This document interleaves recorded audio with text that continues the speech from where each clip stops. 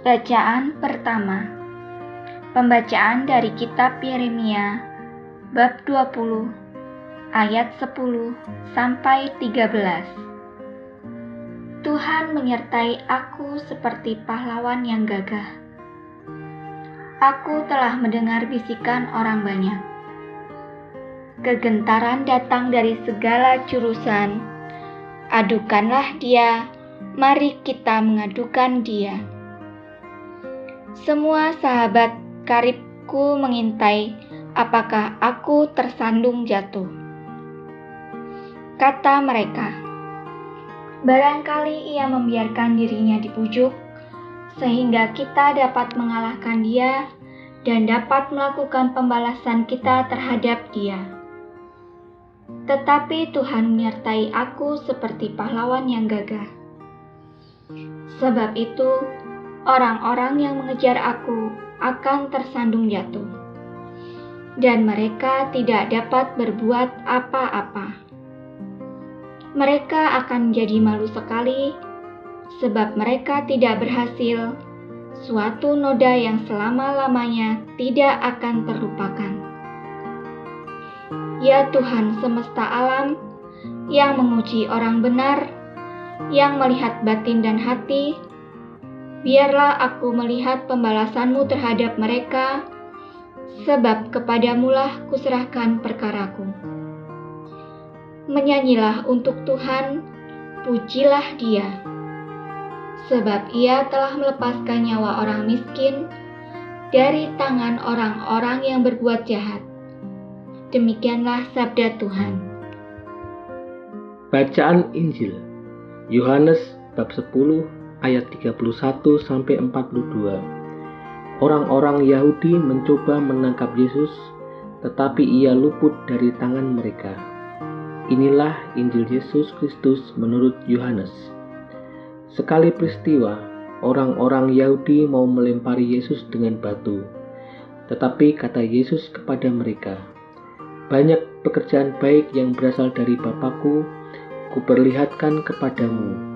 Manakah di antaranya yang menyebabkan kaummu mau melempari aku dengan batu?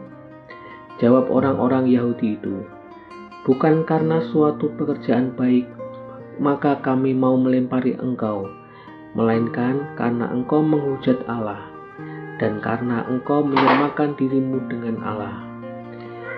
Meskipun engkau hanya seorang manusia, kata Yesus kepada mereka, tidakkah ada tertulis dalam kitab Tauratmu, aku telah berfirman, kamu adalah Allah?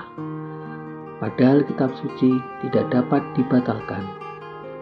Maka, jikalau mereka kepada siapa firman itu disampaikan, disebut Allah, masihkah kamu berkata kepada Dia yang dikuduskan oleh Bapa dan yang telah diutusnya ke dalam dunia, engkau menghujat Allah, karena aku telah berkata, aku anak Allah? Jikalau aku tidak melakukan pekerjaan-pekerjaan Bapa-Ku, janganlah kaummu percaya kepadaku. Tetapi, jikalau aku melakukannya dan kamu tidak mau percaya kepadaku, percayalah akan pekerjaan-pekerjaan itu, supaya kamu boleh mengetahui dan mengerti bahwa Bapa ada di dalam aku, dan aku di dalam Bapa. Sekali lagi mereka mencoba menangkap Yesus, tetapi ia luput dari tangan mereka. Kemudian Yesus pergi lagi ke seberang Yordan, ke tempat Yohanes dulu membaptis orang, lalu ia tinggal di situ. Banyak orang datang kepadanya dan berkata, Yohanes memang tidak membuat satu tanda pun, tetapi semua yang pernah dikatakan Yohanes tentang orang ini adalah benar, dan banyak orang di situ percaya kepadanya. Demikianlah Injil Tuhan. Renungan. Seorang umat pernah bertanya kepada seorang pastor, Pastor, saya ini hidup dan bekerja di tengah-tengah saudara yang tidak seiman dengan saya. Kadang-kadang mereka bertanya kepada saya mengenai agama saya dan saya jawab, saya seorang Kristen. Lalu, kalau kami sedang makan bersama, saya hampir sama seperti mereka semua. Saya menunduk diam untuk mengucapkan doa sebelum makan di dalam hati. Tetapi saya tidak mengawali doa saya dengan tanda salib. Apakah boleh seperti itu?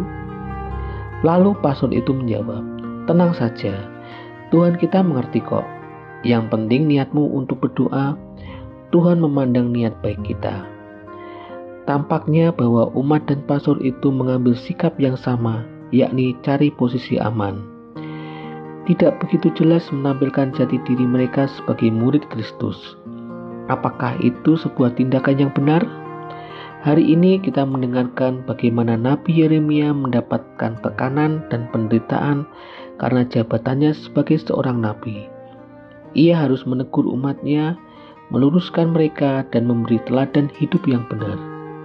Demikian pula dengan Yesus. Ia memberikan kesaksian tentang dirinya. Yesus tidak menutupi identitasnya. Ia berani mengungkapkan siapa dirinya. Akibatnya, orang-orang Yahudi berusaha untuk melempari Yesus. Itulah sebuah resiko dari hidup dalam kebenaran. Ya Allah, bantulah kami agar tidak takut dalam mengungkapkan jati diri sebagai murid-Mu. Amin.